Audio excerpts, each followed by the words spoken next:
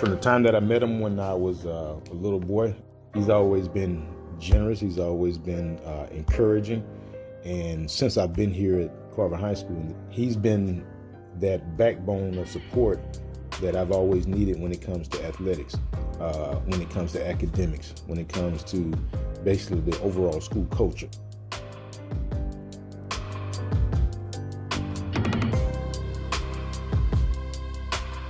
We're in Columbus, Georgia, in the beautiful studio, Sports Vision Studios of RCG Media. We're covering all of the local high school athletes and the student athletes and coaches. I've been blessed to, I played professional football. I was drafted. That was my first real job after I left college. And then, of course, came back home. We grew up here. Somebody poured into us.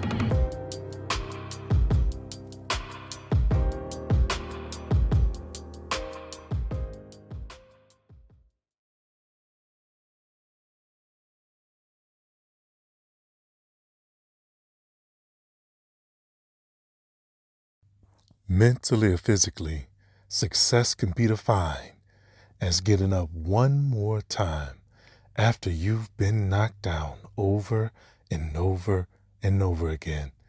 I'm T.Wood, and this is Triumphant Moments, where I highlight significant moments in life that are far beyond the surface to inform, encourage, and inspire people to triumph over their life challenges. With me today, I said with me today, I have none other than Darryl DJ Jones. He was born and raised in Columbus, Georgia. He was a four-sport athlete at Carver High School in Columbus. He is a former University of Georgia football player and played on their 1980 NCAA National Champion football team and 3 Southeastern Conference championship teams. He was drafted by the Major League Baseball's Pittsburgh Pirates after his senior year in high school, June 1980, and he was drafted by the NFL Green Bay Packers in April of 1984. DJ played for the Green Bay Packers in 1984 to 1986 and the Denver Broncos AFC champs 1987 to 1988. He is a 20-year veteran in radio and television. Let me repeat that. He is a 20-year veteran in radio and television.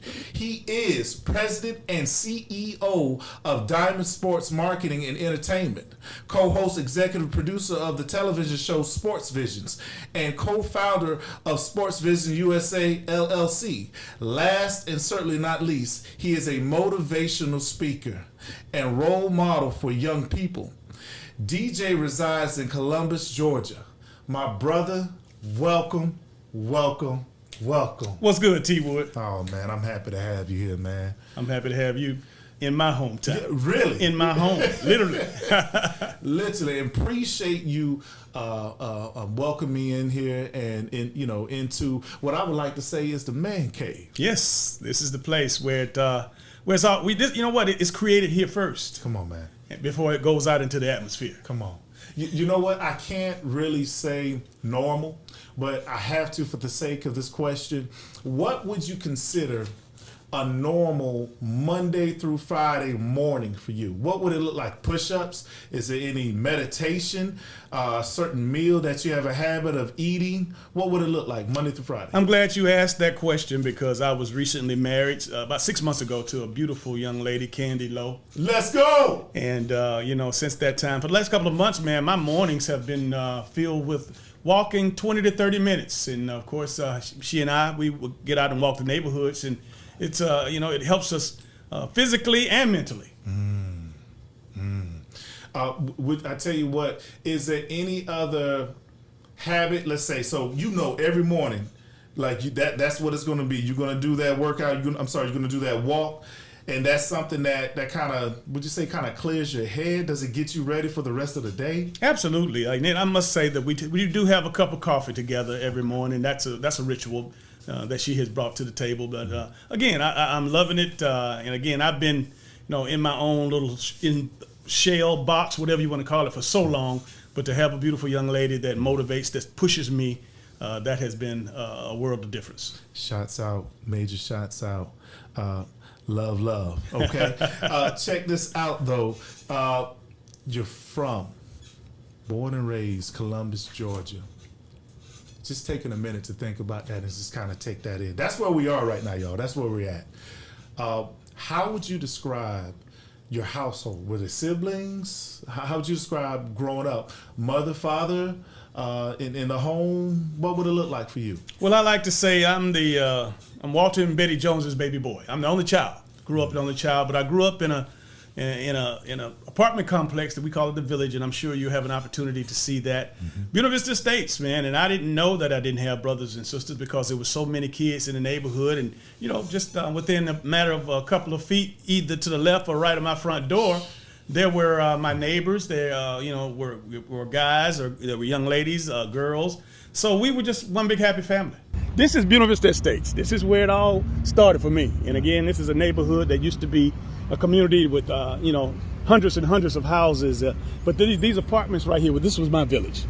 This was my village. This was my building right here. Okay. And of course, that was my big stadium. That's where it all went down as far as all the football action. Ooh. That field right there, that probably is not 30 yards long, but to us as little toddlers, that was a 100-yard football field. Now hold on, now where your war wounds? Now you got to have a nick, a scratch, a cut, or something from that. Now, man, I tell you what, the scratches and the nicks from that were covered up, obviously, from high school to college to pros. So I wouldn't know where to start.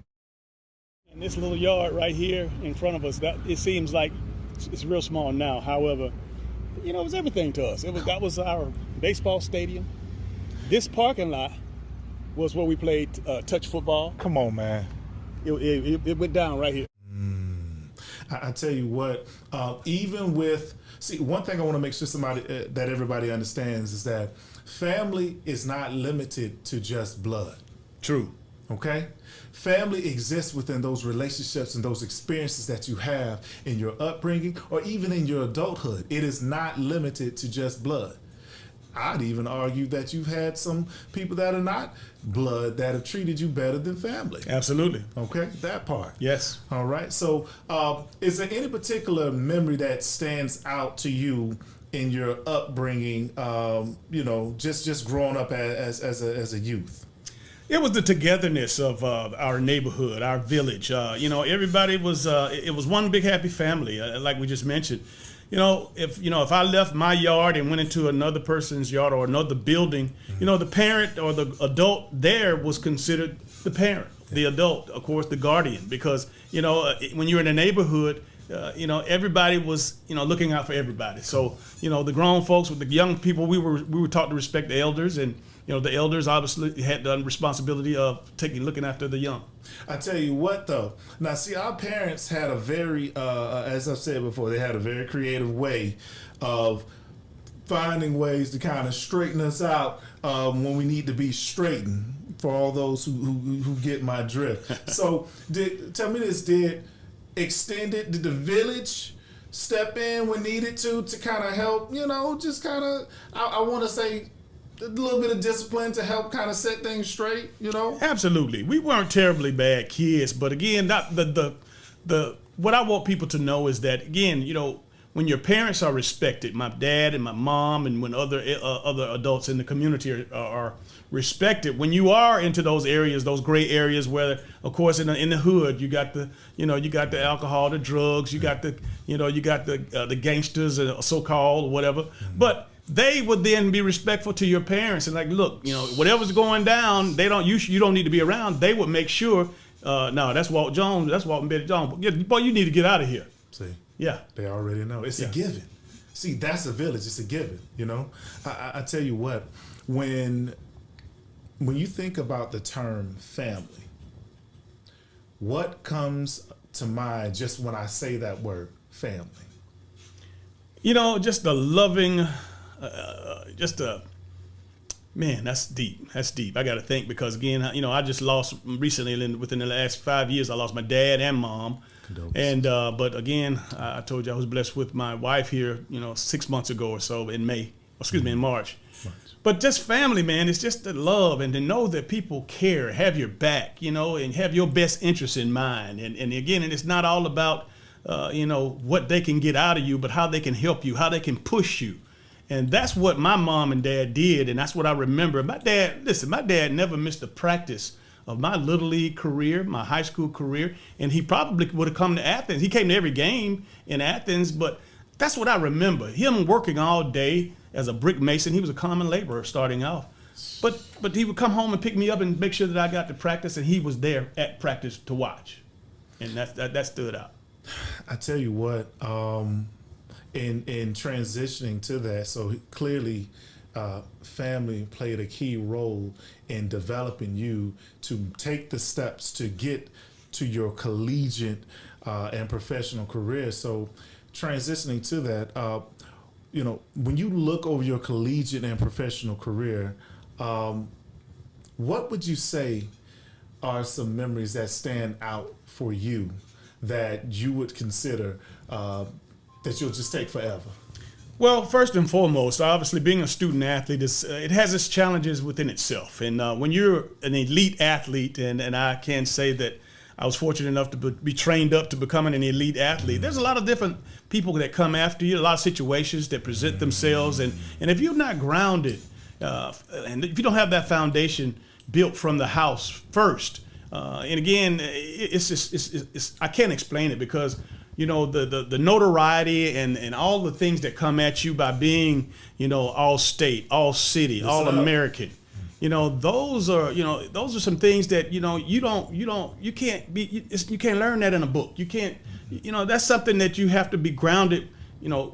Like I said, from the house, and understanding that you have responsibility and that you're accountable for certain things. And that's from the chores that you have as a kid, from making your bed, or washing dishes, or taking out the trash. I mean, being and knowing that, it's not all about you. And again, I like to tell people, and this is what I am to this day, being a good person, treating people right. You don't have to be a bonehead just because you're an elite athlete or you're a great student athlete, or whatever it might be. Just treating people like you want to be treated, because to get respect, you got to give respect, and that's how I was raised. I got to make sure that current and future student athletes understand the importance of what the gold nuggets that you just provided. Even with those level of notoriety and things and attention, awards or whatever that you may get, it is still okay to have a foundation of humility. Yes. Is it safe to say that can actually be kind of your inner compass and guide amongst all the noise and things of that sort? Would you say that? Absolutely, it is, because first and foremost, I don't just listen to anything and everything, because again, if you can take care of your business as whether you're playing baseball, basketball, football, running track, in the classroom, having chivalry and having self-respect and respect for others, that's not being soft. That's being a gentleman. That's being humble, and that's knowing and understanding whose you are. And again, that's something, like I said, that was embedded into me a long time ago. When I take a look back at things that you've attached yourself to in your entire personal and professional career, there is one thing that I am noticing that is like the common denominator. You seem to always have attached yourself to something that is encouraging people. That is not something that you have to do, but you choose to do it. Could you speak on that? I can, and I can tell people this, and I like to share with the young people that somebody poured into me, T.Wood. Somebody poured it. I mean, really, my teachers, my coaches, my Sunday school teachers, my preachers. I mean, all the people in that village. And it might sound, cliche-ish, but it's the real deal.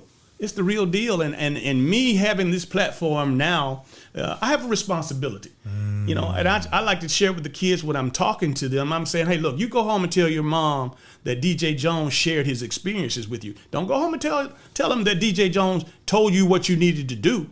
You just shared your experience. And if you have anything, or if I have anything that they want to accomplish, or if I've accomplished something that they would aspire to do, right, this is how I do it. I'll give you my roadmap. And if you want to try to attempt to accomplish some of those things, these are some of the things you might want to consider. And even with that being said, you're not saying that they have to do exactly what you did, but that playbook is open for them to see some lessons learned. Absolutely. Come on, y'all. Absolutely.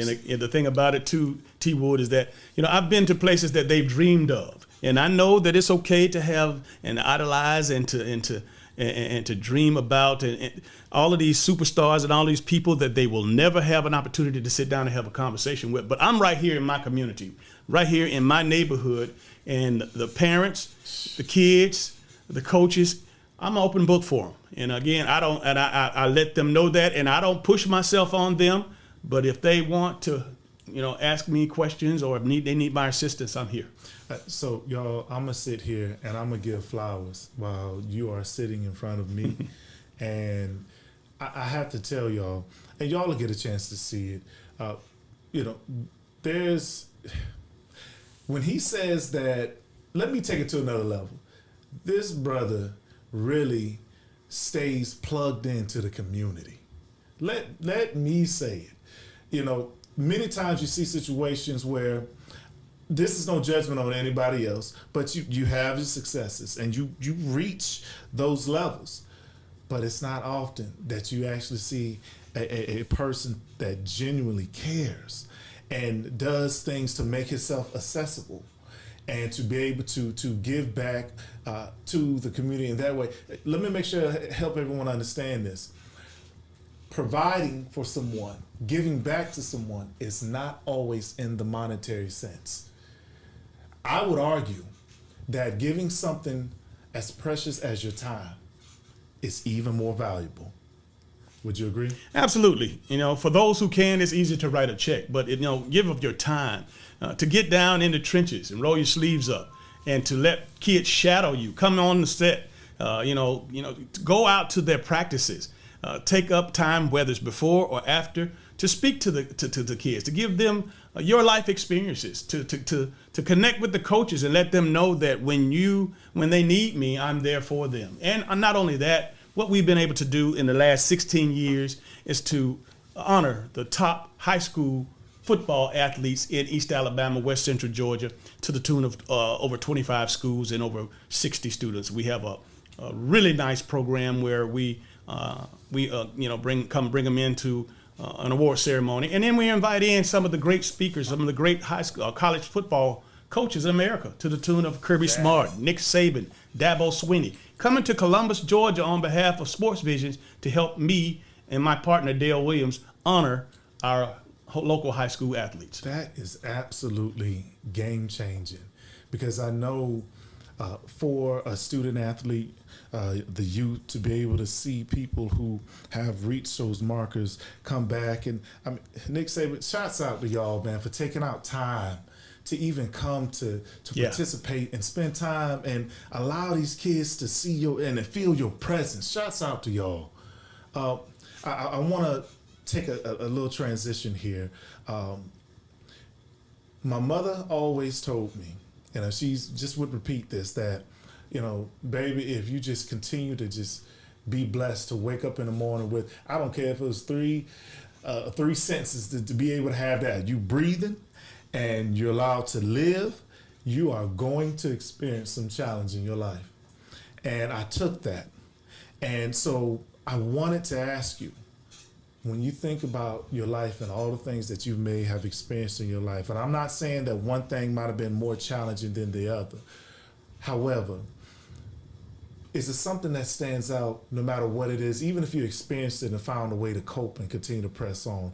Is it something that you could provide right now that you can mention that you had to overcome in your life, or find a way to cope with it and continue to press on?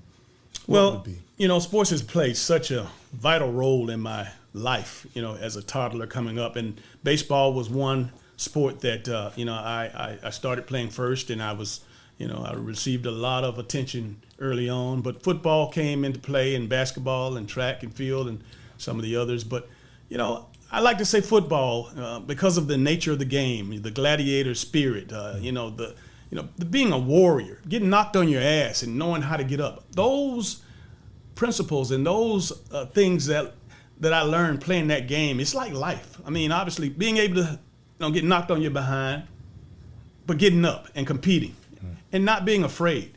Making mistakes, but making mistakes going full speed, giving your all. You controlling your own destiny. And again, the more you train, the greater that however great you want to be, don't just say it with your mouth. Let me see what you do when nobody's watching. It's easy to do what the coach said do, but you know what? After practice is over, what are you going to do to get better? Man, all of that stuff, and I call them, those are the microcosms of life. That game taught me this, and that's what I try to reciprocate back to the young people. Is there something, and you think about the different awards, and you have a level of humility where I know I may have to pull this out you, but when you do think of the awards or things that you've received, is there a few awards that kind of, not to say one is greater than the other, but is there a few awards that, it kind of touches it in? It means a little, or moments during different awards that kind of stand out to you. Could you tell us about it? There have been a lot of them, and I've been blessed. And again, those are nuggets that God has blessed me with. But, it's nothing greater than to be called a national champion. There's nothing greater to be called an SEC champion, and I have 3 of those titles. There's nothing more than being called an AFC champion in NFL, and I've had that luxury with the Denver Broncos. Each and every award, like I mentioned, I'm in a Hall of Fame.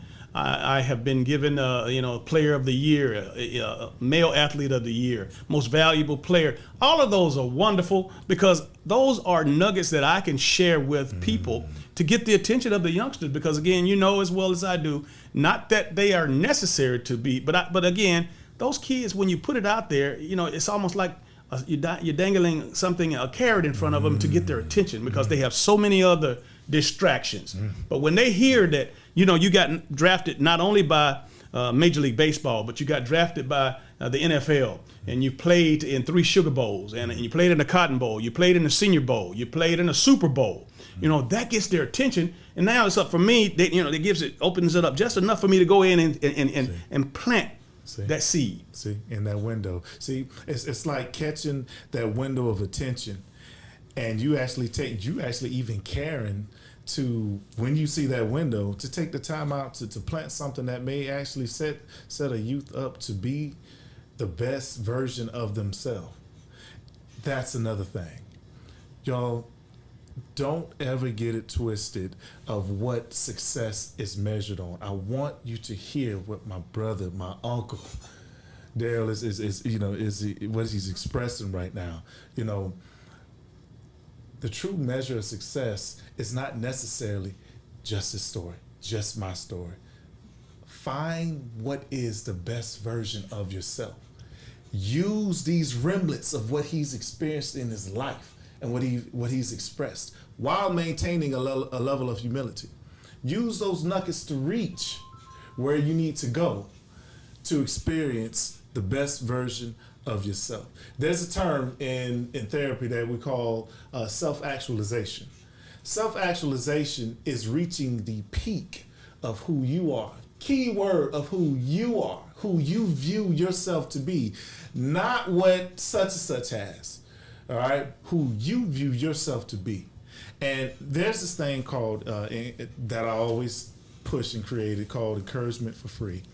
Out of everything that you've ever experienced in your life, everything that you've ever been told in your life, everything that you might have learned throughout your career, what is some encouragement for free right now that you can provide to all the listeners, no matter what it is?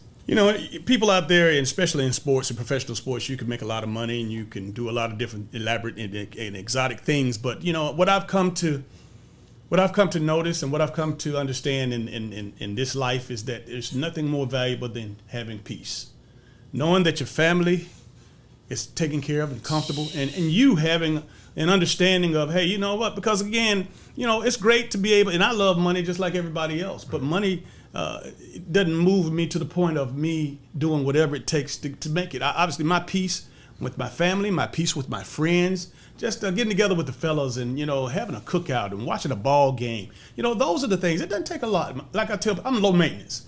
It's low. Now again, don't get me wrong. I would love to be able to travel the world and do all those things, and I have done a lot of that. But that's not who I am. Again, who I am, and those people that really know me, they understand that I just love good people. I love good food and good people. That part. DJ, I just wanted to, first and foremost, thank you for taking our time. One, to welcome me into your home and to show love and see something in what I'm doing here. And to be willing to express gold nuggets from your life lessons. T.Wood, I just want to tell you and tell those folks that are watching out there, I admire what you've done. I appreciate you reaching out to me. I've been doing this for a long time, and the folks that know, I'm sincere. I do this from my heart. I don't do this, when you call me, I was more than happy to welcome you in, because again, somebody might hear this and it might change a life or two, but regardless of what's said and done out there, what I want people to understand, especially the young people, love who loves you. You can't reach for, obviously you can reach, but you got to pay attention. The schools, if they're not recruiting you, if an HBCU school is recruiting you in a Division I school, if you want to go to and they're not paying you anything, hey man, love who loves you. Your sponsors, the people that support you, the people that give you encouraging words. You gotta love those folks, man, and all those other people that are causing those problems and pain and toxic environments. You gotta learn how to give up. And it took me a while to realize that I had to, shake those dead leaves from the tree to get moving. Because I kept wanting to convince them that, I was a good guy. But again, some people, you're not gonna, no matter what you do. You can stand on the corner and hand people $100 bills, and somebody's gonna be pissed off. Come on. So I've learned that, you just do the best you can do, and that's all you can do. Oh man. You weren't ready for that one? Nah, I wouldn't. It stands so true. Thank you again. I can't say it enough. I'm just happy to be a part of the village, your village. You're part of mine. There's going to definitely be more to come. Hoping that and believing that someone out there who may be in their darkest hour hears something that you have expressed, and they find enough courage to not just totally change their life around, but just to take the next step. Appreciate you from the bottom of my heart. My pleasure, brother. Keep doing what you're doing. Appreciate it. As I've always said before, I'll say it again. Sometimes in life, you must fail in order to succeed. But one thing must remain certain. Under no circumstances do you ever give up. I'm with my brother DJ. This is T.Wood. Y'all take care.